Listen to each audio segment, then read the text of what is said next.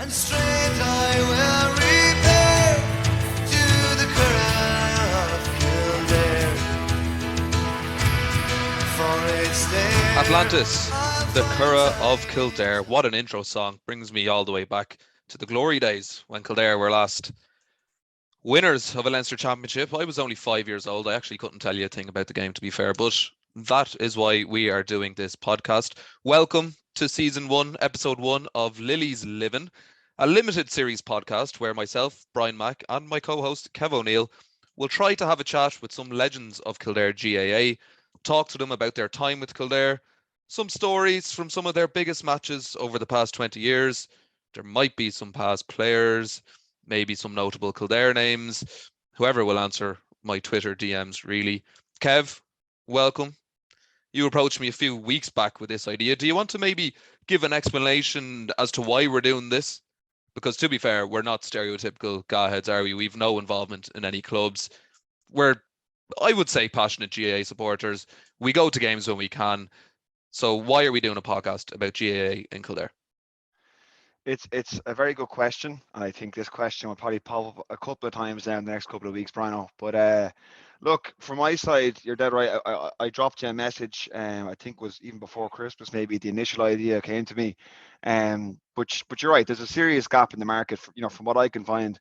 In terms of in-depth commentary analysis of Kildare GA, you might get a 5-minute segment at best on some of the top GA podcasts, but it's fairly inconsistent, and you're not guaranteed to hear much about Kildare with the likes of Off the Ball or those top other GA podcasts. So, you know, we're a mad GA county, particularly with football, but also hurling, ladies football, camogie. It's all on the rise now as well. Um, to your point there, I don't for 1 minute believe that we're the most qualified Kildare men to be, given our 2 cents on all things GA in the county. But I think we're definitely very passionate. And I think, the aim for this pod is we more so want to create a platform for the real experts to come on, like the likes of Eamonn now, who'll be joining us later on, for example, to give their opinion. I think that's the real kind of ultimate aim of what we're hoping to achieve here. We'll go on to our guest, and what a guest we do have for our first show. Eamonn Callaghan, legend of Kildare GA over the past 20 years, and of course off the back of his finest campaign with Naas GA, who obviously won their first Kildare championship in over 30 years. Eamonn Callaghan, chance of a goal, and he's done it! What a goal! Out of the blue! Oh, what a goal! Eamonn Callaghan! Eamonn Callaghan, thanks for joining us, adding some credibility to our podcast here. First things first, how's the head? I know Naas GA, you had your awards night the other night, didn't you? It was a long night, I'd imagine.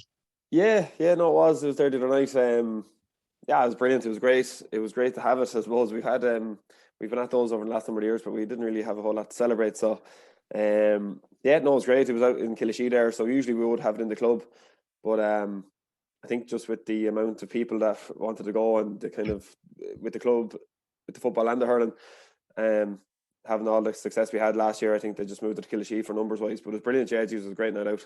Fair enough. Yeah, we've a bit to talk about. We'll get on to Kildare later with Kev, but I did want to talk briefly about Naas. Obviously, we can't have you on without discussing their campaign last year. So I suppose to take back to the start of last year's campaign, Kildare football has sort of, over the past 20 years, it's been dominated by Moorfield and Sarsfields. Naas haven't been in a county, or hadn't been in a county championship since 91, I think it was. So I sort of want you to take us back to the start of the club campaign last year. Was there any feeling in the camp going into last season, that there might be something special about to happen here? Was there a real belief early on, I suppose, that this could be a championship winning season? Not really. And like that would have came from like we didn't get out of the group stages the previous 2 years. We would have had a great underage team. Like we had good minor teams coming through and under 21s coming through. Over the last number of years, so there was a bit of like anticipation, I suppose, or excitement around the club the last couple of years, really, for things to kind of improve, I suppose, at senior level, because we hadn't really been competing at all over the last over the last 20 or 30 years. So it was there was that feeling, but like for last year in particular, there wasn't really. It was just we had a new management in place, and that brings in like I suppose a fresh thought process, new ideas and stuff, and there wasn't really anything different from the players' point of view. I think we knew that we had a lot of kind of special players coming through and a good group of young lads. But I suppose like they would have been another year kind of senior, another year experience having played senior football. So we were kind of just doing as we always did and trained the way we always did. But I suppose with the lockdown last year, it was a bit different with the preseason, and there wasn't really a kind of team preseason. So that was the only kind of different thing that we would have had. Yeah, I suppose you said you didn't get out of the group stages for the previous 2 campaigns. You had a nice group. I think you had Maynooth, Athy, Johnstown Bridge, and 3 comfortable enough wins.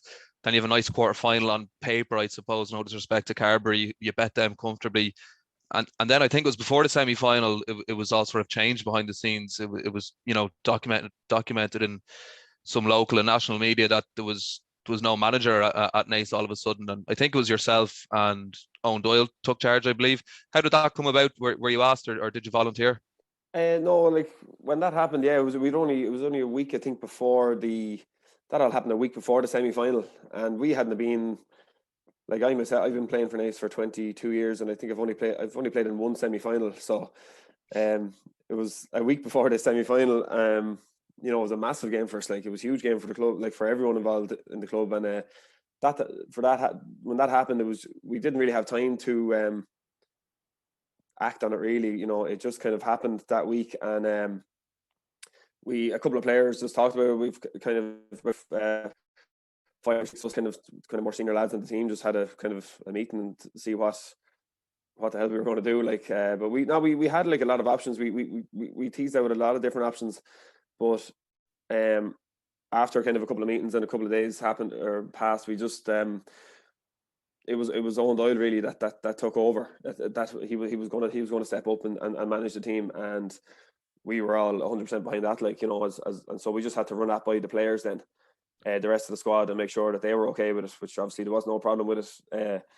Everyone in the squad knows Owen and knows how good he is and what kind of a leader he was. So there was no issues, obviously. But we had thought about different things about bringing someone else in. But I just think in the time frame we didn't really have time to bring in another manager coming into the squad and the setup in that short space of time. We kind of just said we'd get over that following week in training and try and put our best foot forward in that semi-final and see where it took us. Well, it obviously worked anyways, because he's had Maynooth in the semi-final. You beat them comfortably enough, I would say. So it obviously brought the team closer together. Anyway, you had a first county championship final then in 30 years, and Sarsfields were the opposition. I think they were very impressive as well in their run up to the final. They bet Selbridge in the semi-final, and even before that, they put in a couple of big scores on their route to the final. I know they were about 5 points favourites on the handicap going into the game. What were the feelings like in the Naas camp going into the county final? Was it a nervous squad? If it was a nervous squad, it didn't really show, and you just raced into a 7-point lead inside the opening 25 minutes. Yeah, I don't think we were nervous. I'd say probably older lads were probably a lot more nervous than the younger lads. Really, they were used to those kind of county finals and playing those big games. I was more worried about the older lads, to be honest, how we would react to the kind of pressure of the build up to the county final. But it wasn't really. I think with everything going on, we just kind of went back our same routine as we did for the previous game. The previous games that we had always done. It was a 2-week turnaround, so we just kind of knuckled down. We focused on Sarsfields. They were like you were saying, they're big favourites. They were huge favourites. They were the team to beat all year, really. They were flying all year. So we knew it was going to be a massive task ahead of us, because they obviously had that experience as well of playing in county finals, winning county finals over the years, and we didn't have that experience at all. Like, we didn't really have anything to anything like that. So I was surprised, probably as surprised as everyone else, that we got into a 7-point lead at the start, and I just couldn't. I think the water break actually kind of took the momentum out of us a bit, but.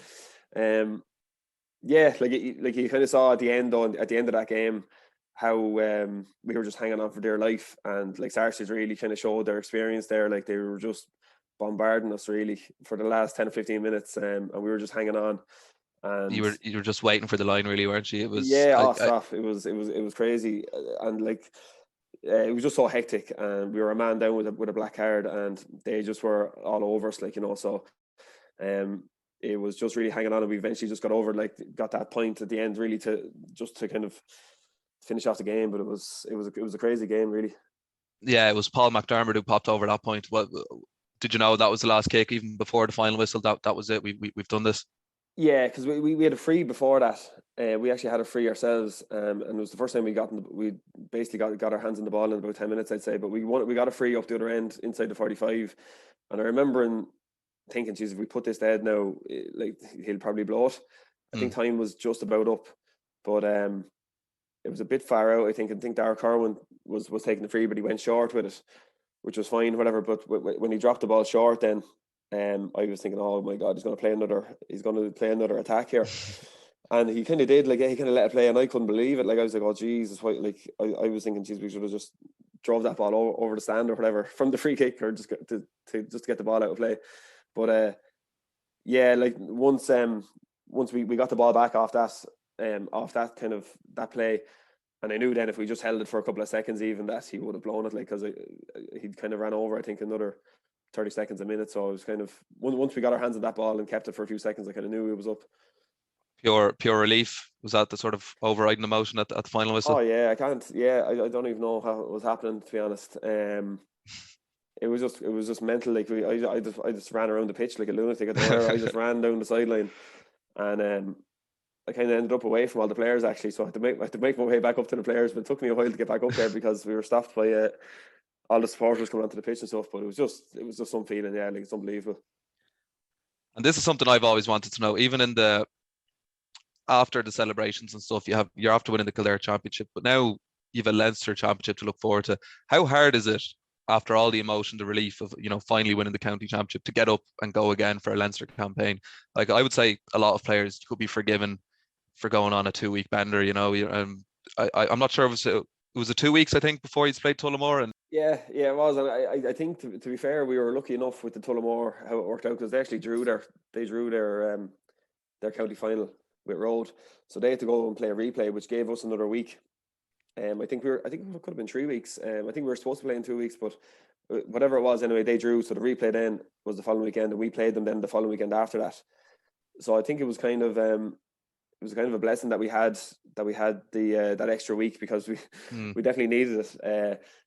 The kind of mindset going in, like, really was we had obviously a couple of days off after the final, but I don't know how well you know Owen Doyle, but Owen Doyle doesn't take he doesn't take too much time off celebrating. When we got back to training, it was back to where we were. There was no messing about. There was actually it was back to as if we were preparing for a county final again, and that's the way we looked at it. We said, right, this is another county final we have to prepare for, and we did it the exact same way we would have.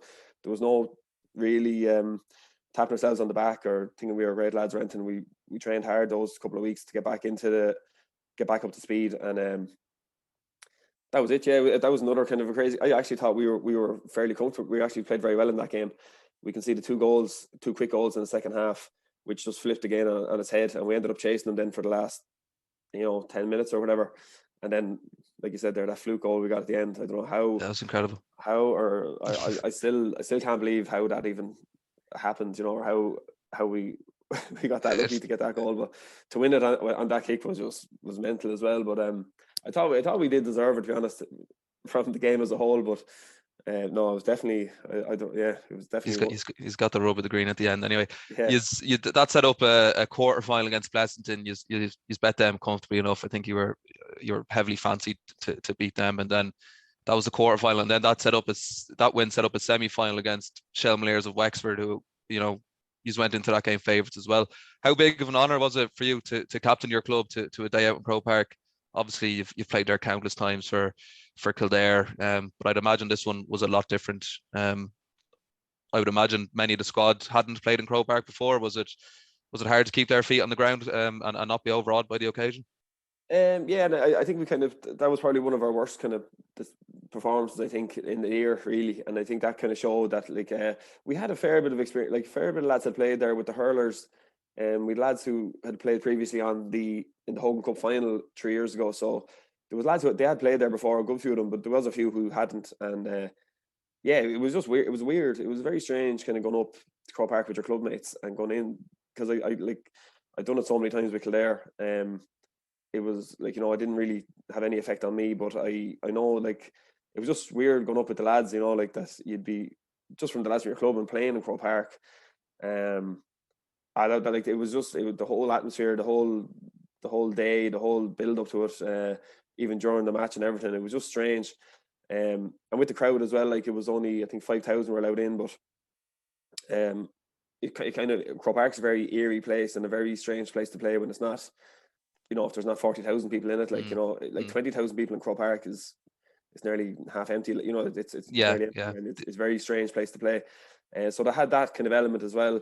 And yeah, but like, look, it was unbelievable. Like, geez, I think it was the first year the Leinster Council did that. So, again, we were just kind of lucky that we were able to play that. You know, play that match in Croke Park was something you'd never forget.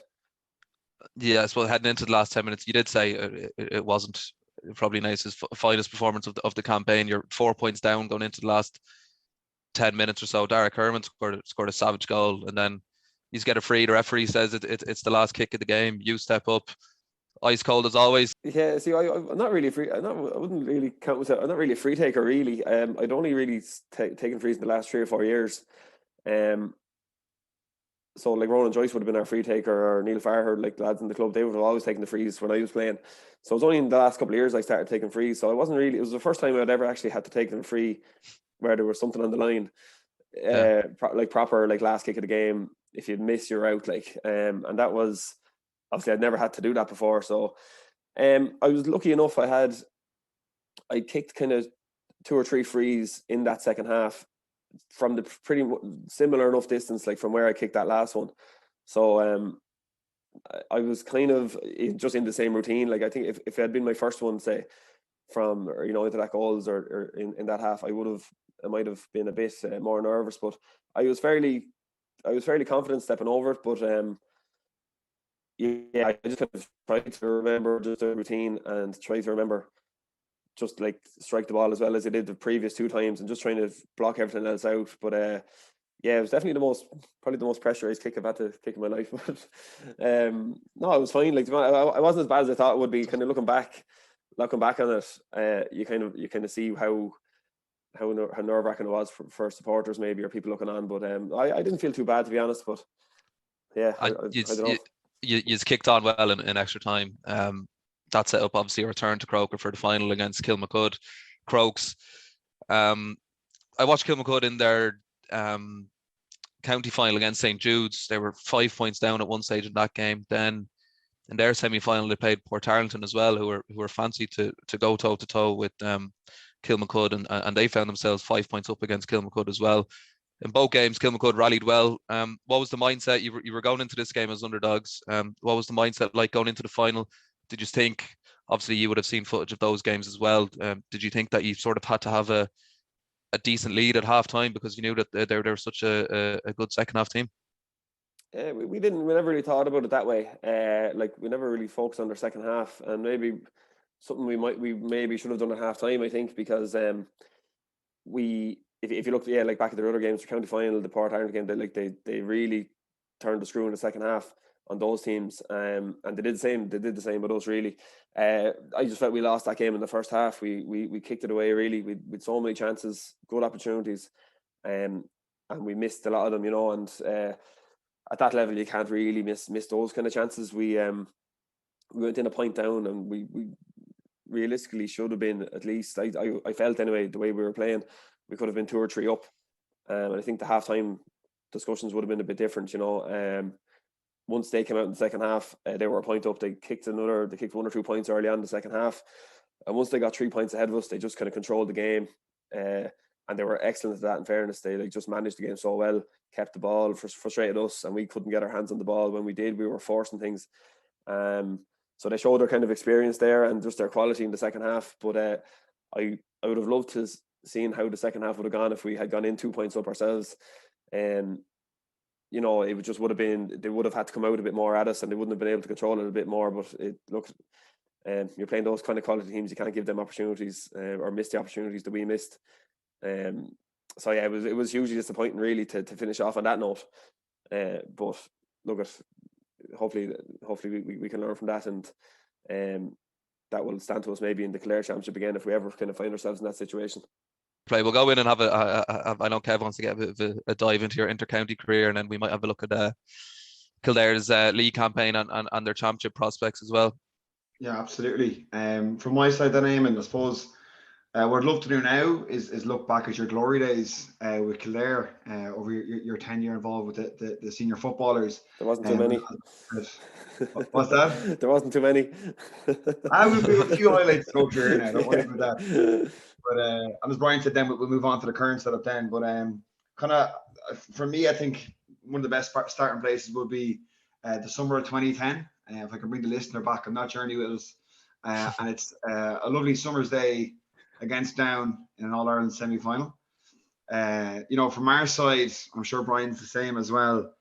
As a Kildare fan, it's hard not to look back on that performance with a sense of sheer disappointment, because genuinely it was actually a great performance by the Kildare team on the day. I mean, I went back and researched and had a look at the clips again, and we were just so unlucky with a couple of bounces of the ball, but also a couple of refereeing decisions that went against us as well.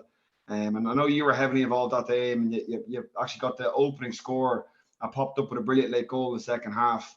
Can you tell us what's your memory of the match looking back? And even maybe more so now, it might be a bit painful to think back to it, but how was the feeling in the dressing room afterwards? I suppose the feeling, I'll start with the dressing room. That was by far the worst I've ever come across, and not even in the dressing room, but like for the weeks after that, that was the worst one to take.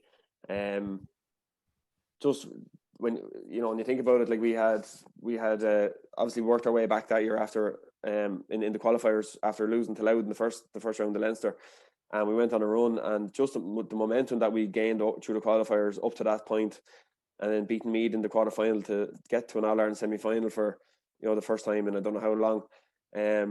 It was just the whole build-up, the buzz around the county was unbelievable. Like, the whole place was just gone mad. And then just on the day, and I suppose Croke Park, it was a sellout, 82,000 people. And to play, like you were saying, it was a lovely summer's day, perfect for football. It was a good open game of football. It was end to end.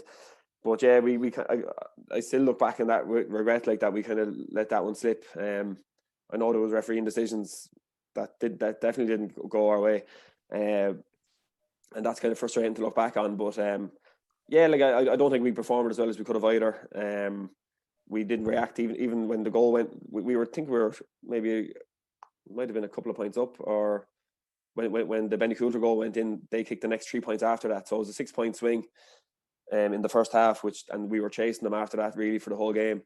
And we really only got back into it in injury time when we got the goal and we got a couple of points at the end. And just, I suppose, the way the game finished, even with the scramble at the end, like Rob Kelly hitting the crossbar, and then it was just all over. And it was by far like the most kind of devastated I've ever been after a football campaign or after a football match, definitely. Yeah, I was actually in the Davin stand on the day. I was a bright-eyed, bushy-tailed 15-year-old thinking this is the start of my glory years ahead with Kildare football, following them. And there was, a genuine sense of excitement amongst all the fans. As you said, it was 82,000 sellout, and I would wager that the vast majority of the fans there were actually Kildare fans on the day. Just to touch back on that Rob Kelly free kick, as I said, I was rewatching the clips yesterday, and I actually forgot how much of a scramble it was the last, we'll say, minute and a half, 2 minutes. It was all over the place, and we were pushing down trying to get the winning or equalising scores, and it could have opened up for Down to go down the far end, and we put a few more insurance points over the board. But in the end, it fell to Rob Kelly to try save us on the day. And I mean, in fairness to him, I don't think he could have kicked that ball any sweeter. Just looking at that clip, I wonder, like, how did it fall to Rob? Or can you remember, was there any conversation like was yourself involved maybe to kick that last free kick, or was Johnny Doyle maybe involved potentially? Yeah, I don't even know, because it wouldn't have been something that we would have talked about, like, say, okay, like if we get a last minute free and we need a goal, who's going to kick it? Like, and it wasn't really a thing we would have planned, but yeah, it was a kind of a strange. Like, I definitely wasn't going to be kicking it anyway. But Johnny, I suppose, would have been like our free taker, so he was kind of there. I remember. I'd say James Kavanagh would have been probably one who probably would have gone to, but then Rob Kelly was on. I think he came on that day, but he was there, and he just kind of had the ball. In fairness, himself and Johnny were chatting. He just grabbed the ball, and I don't know what the conversation was, but I do remember looking at it, go, geez, yeah, like in fairness, Rob Kelly would have a good fair whole whack of a ball now, in fairness. So it wasn't like, yeah, it wasn't really surprising, really, that he was taking it, to be honest. But because we needed something, you needed just like look at who's going to kick the ball the hardest here, really. Who's got our best kick of the ball, and he would have been one of them anyway. But even on the replay, I think it even clipped. I can't remember the town or the down midfielder's name. King, I think his name was. He was like their big midfielder anyway, but it actually nearly clipped his. I think it clipped his finger, his Yeah, it was fingertips definitely onto a the save crossbar. onto the crossbar. And It was, yeah. like just when you're looking back on that, you're going, oh God, like Jesus, imagine that he went, like just imagine it went off the underside of the crossbar and went into the net. Like, but yeah, we'll never know. And I've often had that conversation with my dad since, looking back. He's a very passionate Kildare J fan himself. And it kind of felt, going into that All-Ireland final then, obviously Cork only beat down by a point in the final. And it kind of did feel that potentially Kildare would have been the form team coming into that, and we potentially could have got across the line against Cork there as well. There's so many what ifs looking back in that game. Yeah, and that's it. The other semi-final, I think, was I don't know who Cork beat, but it was 4 qualifying teams anyway. There was no provincial winners in those semi-finals, I remember, and so it was completely wide open, like, and like it was definitely there for the taking. Like, it was there, just one. It was the one that definitely got away from us, but yeah, like we wouldn't have feared anyone. We didn't fear down really. Like going into that, we were fairly confident, and the same again. If we'd gotten over that semi-final, going into the final, we would have been like confident. It wouldn't have been a huge. I don't think we would have been like massive underdogs or anything going into that game. No, definitely not. If we're going to look at a few more Kildare games, Eamon, I suppose it's good to not focus on too many negatives. So we're going to chat about the historic Newbridge and Over game in Connacht's Park. You obviously came on as a sub and kicked a really important insurance score at the end of the game. How high up do you rate the Newbridge and Over game in your fondest memories in the Kildare jersey? Yeah, it was, and I've been asked that a good bit over like since I retired, and that is the one that is top of my list anyway. I suppose because we didn't win anything really during my time playing. I never really won anything. We had a Division 2 league final that we won. I've obviously had great memories and great games throughout the years, and championship games and league games and getting promoted and different things like that. But that was a big one.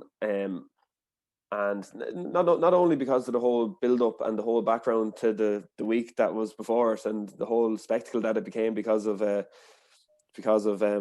friends up in Crow Park, but it was it was the first time that it was always said about the Kildare team that when it came to playing the top 4 teams that we'd never won, we'd never beaten the top 4 team. Like we'd never beaten a Dublin, Mayo, Kerry, a Tyrone in the championship, like those kind of top 4 teams, or Donegal, that we'd always kind of fell at that hurdle, and that kind of would have eaten away at me, and I know it would have eaten away at a lot of lads, playing over the years, that people were saying that, and it was the first time that we'd beaten a proper, All Ireland. Like Mayo had been in contesting the All Ireland finals for years, but like the previous years before that, I think they were in the last 3 or something maybe before that, and I was like, they were thereabouts. They drew All Ireland finals. It wasn't like it was a complete fluke or anything.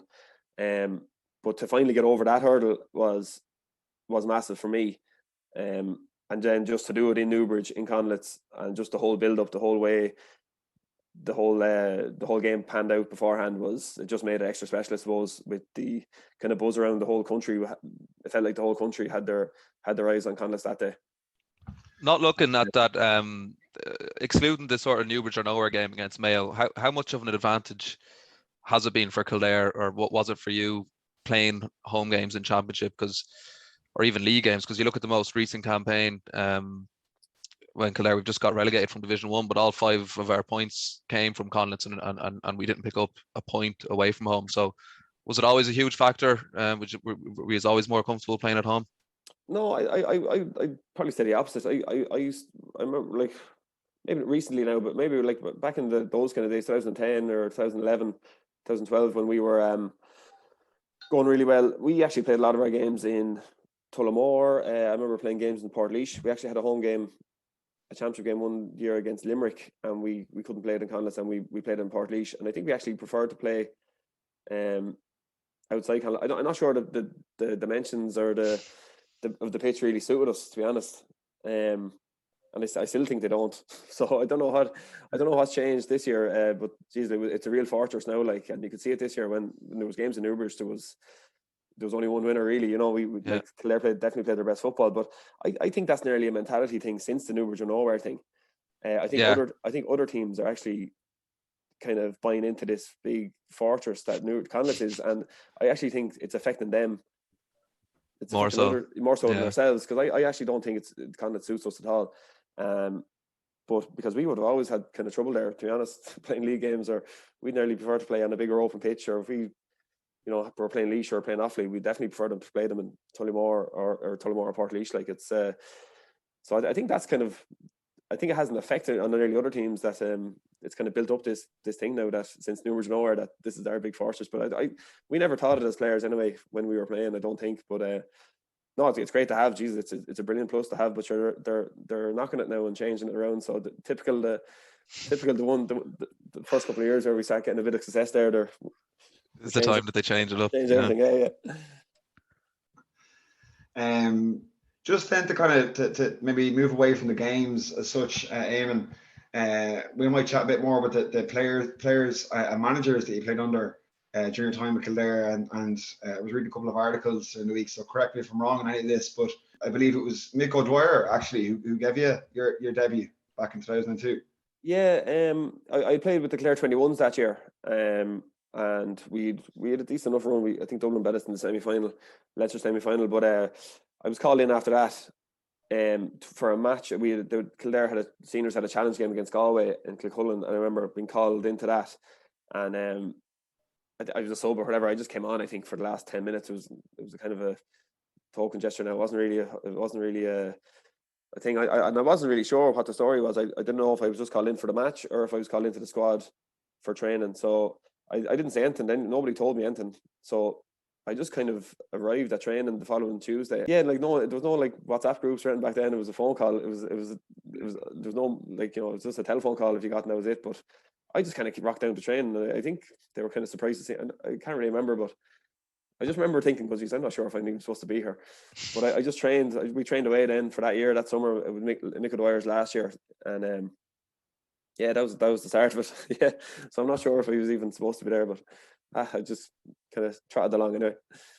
And how was work with Mick? Obviously, he's arguably the greatest ever GA football manager in history. Like you only got a summer with him, but how was that experience? Yeah, it was mad. Like, because like obviously I would have been supporting him throughout the years, and in the 98 and 2000 there, and just like the kind of presence he has in the dressing room or around the squad, like it's just unbelievable. Like it's just he just had control of the whole room. Like every time he was there, it was some experience really, and like just the training we did. Geez, we used to train.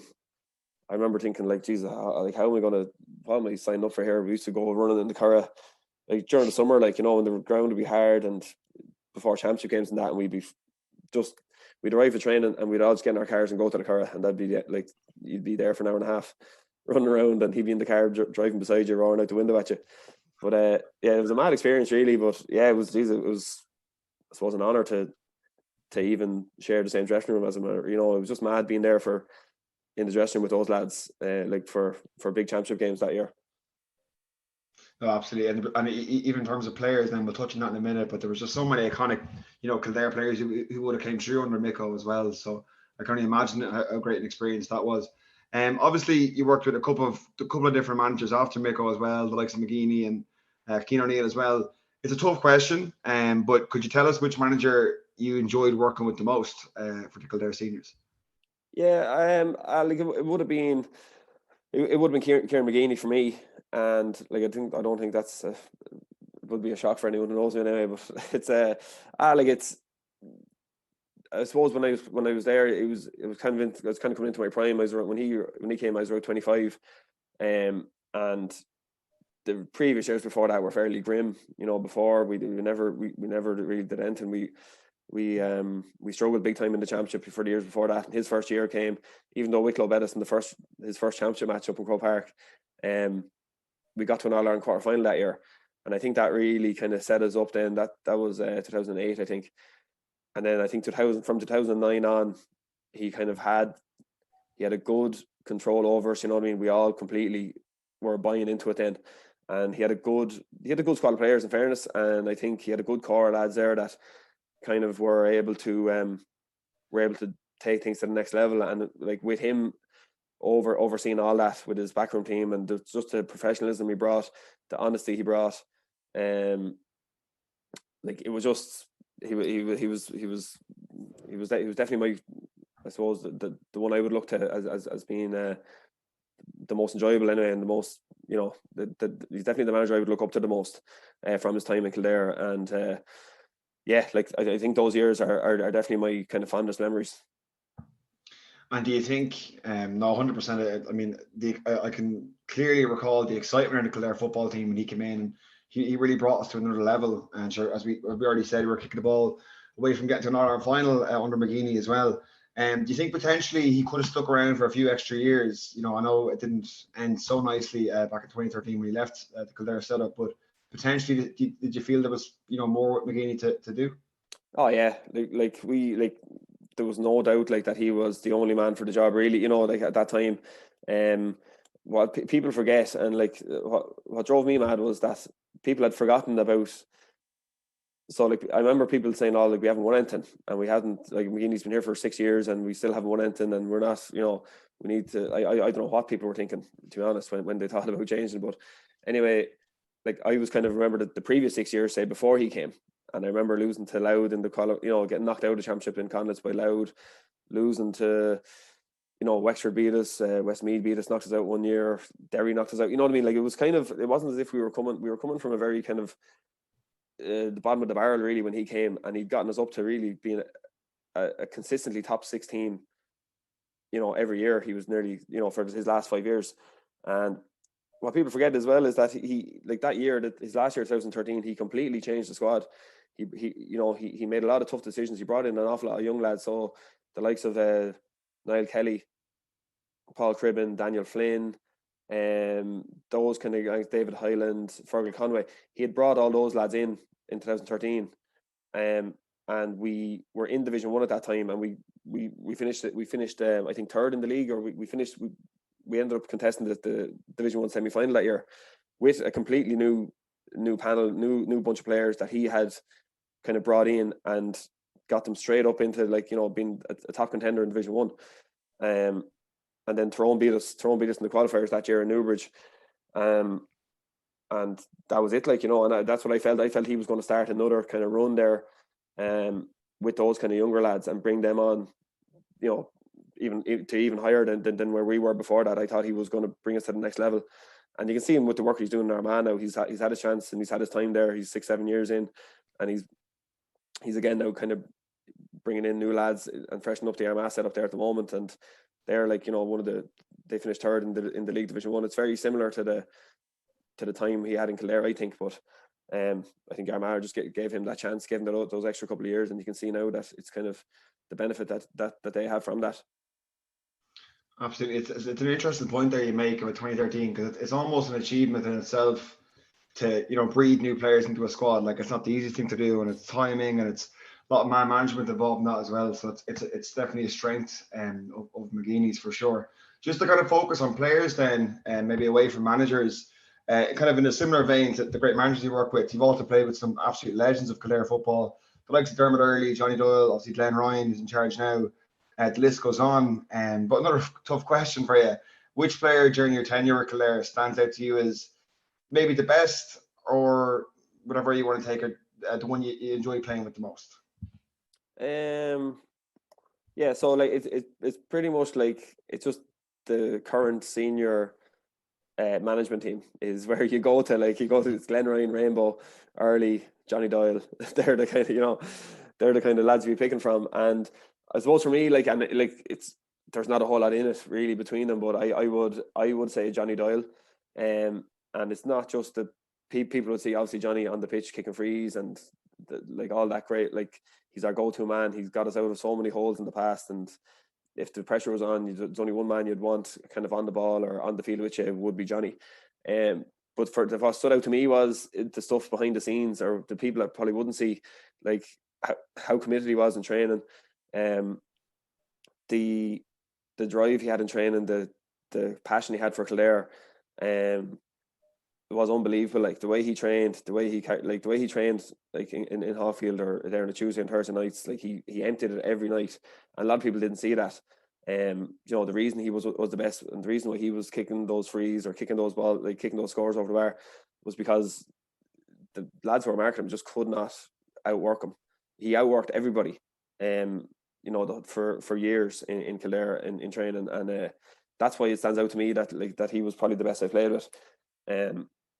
But I suppose like another kind of one to say, if you're thinking outside the box a bit, like if I was to add someone else into that, it would probably be like a James Kavanagh or someone, like, you know, like I think a prime James Kavanagh was like when Jimmers was on form, like there was no one stopping him. Like he was that goal against Meath now, quarter-final All Ireland. I mean, that's iconic stuff. Really looking back, you know. Yeah, he was unbelievable. Like, you know, when those couple of years there when he was playing and he was injury free and that, like, geez, he's a hard man to stop and strong. He had everything. Like, he's so skillful.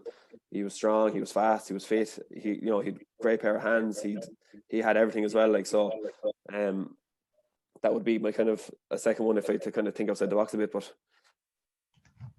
deadly. And look, it's great to hear as a Kildare fan that the current management setup is who you're looking to. I think, look, they're four legends with Kildare football. Anyway, so it's not the biggest shock in the world to hear that. But yeah, hopefully, you know, Johnny Doyle's work ethic is coming through to the current senior setup. Well, I'm sure it is, because they look to be absolutely flying it in terms of the conditioning. If we're going to look at the Division 1 campaign now, so maybe to look more at our current setup, you know, lots of positives. I think that's subjective to say that everyone can see getting 2 wins and a draw against some top Division 1 sides is always an achievement in itself. From your side, Eamonn, then, like, despite this disappointment of actually unfortunately being relegated at the very end, the very tail end of the campaign, what positives can you see from a playing style maybe, can we take, you know, going into this Leinster Championship now? Yeah, like, and it has been a very positive campaign. Just so disappointing, really, that they couldn't hang on there, you know, at the end and stay in Division 1, because I think next year would have been like a brilliant kind of platform to start again, with Glenn going into a second year, having known the squad and not having to go through the whole trial process, or, you know, they spent a lot of time this year, like, you know, in the off season going through trials and picking their panel and doing that. Like, they wouldn't have to do that next year, and I think going into a Division 1 campaign would have been brilliant for them. It was just hugely disappointing that they couldn't just kind of hang on. I think they deserved it. A couple of key kind of games let them down. I think the Tyrone game was one they definitely should have won. I wasn't at the Donegal game, but I heard that they kind of struggled and, you know, they kind of kicked that one away as well.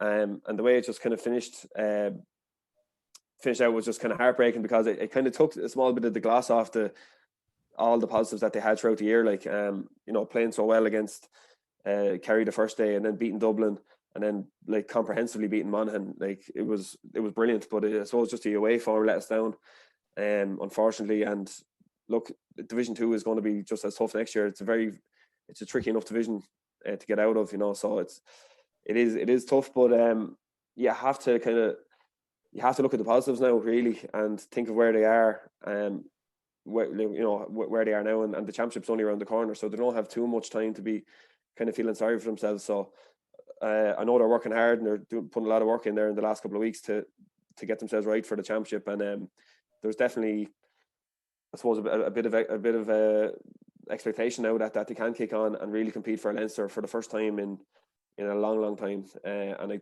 I do think they have the squad and the players, and they definitely have the management team to do that. You said that we're Division 2 is a tough division to come out of. It always is, even when next year Dublin are going to be in it as well. We obviously bet Dublin in Connacht this year. How far away do you think Kildare are ready to go up to Croke Park and beat Dublin in the Leinster Championship? Yeah, I think it's definitely a lot. They're definitely a lot closer than probably we were. Like, I think maybe the last time we were that close was probably 2009, 2011, maybe, when we were going up to Croke Park with a genuine expectation of beating Dublin. I think 2011 was probably the last time. So it's kind of gone back to that. It's not all about Dublin. Kind of, I think Dublin have fallen back a good bit in the last couple of years from where they were. But I do think Kildare have gained ground on them as well. So I think it is like, look at it, they've beaten them in Newbridge, and it wasn't like Dublin had a dummy team out, or they were missing too many lads. They had all their lads playing. If anything, it was actually Kildare were missing a lot of players that day that they should have back for championship. You know, they were missing a good few players. So they've nothing to fear. The only thing, it will be at Croke Park. You know, like the familiarity that Dublin have in Croke Park is different. The dimensions of the pitch, and just it's a different game up there. But it's going to be like interesting to see how Dublin react to, you know, I'd be interested to see how they would react to, say, a Kildare or a Meath or whoever they come across in the Leinster Championship, because there's definitely a lot of cracks up there, I think, from that you wouldn't have seen in previous years. So Kildare have every chance to beat them Croke Park, I've no doubt. We could chat here with you all day, Eamon. I think we're running out of time at this stage. We'll invite you to our live roadshow before an All Ireland final. And thanks again for coming on. One last thing, actually, sorry, the nickname Leper. I was asking Kev before you came on, and I was asking one or two other lads as well where the nickname Leper came from, and we weren't too sure. Yeah, that's the worst story of all time. Because people have an expectation that this is going to be a great story, or geez, where did you get this nickname from? This is an exclusive. Yeah, well, if I had €1 for every time I told this story, I tell you I'd be a millionaire. Right, well, we can put it to bed. But, to bed now. No, so like I was just like in school, and I remember being in sixth class, so I was in primary school, but I was the only lad in my kind of gang. There was kind of gang of us, or a group of friends we had, and I didn't have a nickname. So everyone else had a nickname. I didn't have one. So one of the lads, one of the lads just gave me a dictionary and goes, "Sure, look, open up the page of the dictionary, and we'll find you a nickname on that page of the dictionary." And I was like, "Okay, great." So I opened up the dictionary, and like leper was the very first word on the page.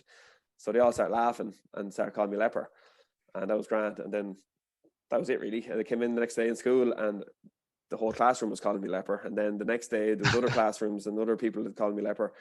And then it just followed me. I don't know how it stuck. I don't know. That was it. That's it. Like, people kind of thinking there's some kind of mad. You weren't. Like, that was literally as simple as it was. Yeah, when you opened up the dictionary, you would have got the definition: a person shunned for moral or social reasons. So it wasn't for that anyway. It was just a complete random. Yeah, I don't know. Random nickname. All the names, like, geez. Well, thanks a million, Eamon, for coming on again. No bother at all. Thanks, lads. This is the vital break for Kildare. It's Eamonn Callaghan. Can he get around the keeper? The Little Whites are back. That was Eamonn Callaghan. Thanks to Eamon for coming on. Hopefully our first guest of many over this series. Before we wrap up, I just want to say, if you have any feedback for us, you can contact us on Twitter at Lilies Livin Pod, and on Instagram as well. Kev, you set up the Instagram page at Lilies Livin. I just want to read out some of the feedback we got once we announced on Thursday that we would be doing this pod. So keep this coming, lads. First one was, Jesus, Brian Mack, since when have you become a GA expert? Next one was, stick to what you know, soccer ball. You go to one league game. Is this a piss take? So some good feedback there coming in since we said we will be doing it. So keep that coming. Any questions you might have for us ahead of next week's show. There really is a lot of love out there right now, isn't there? There is, yeah. You do anything outside the box, and there's always going to be someone with something to say about it. But sure, look, chat to you next week.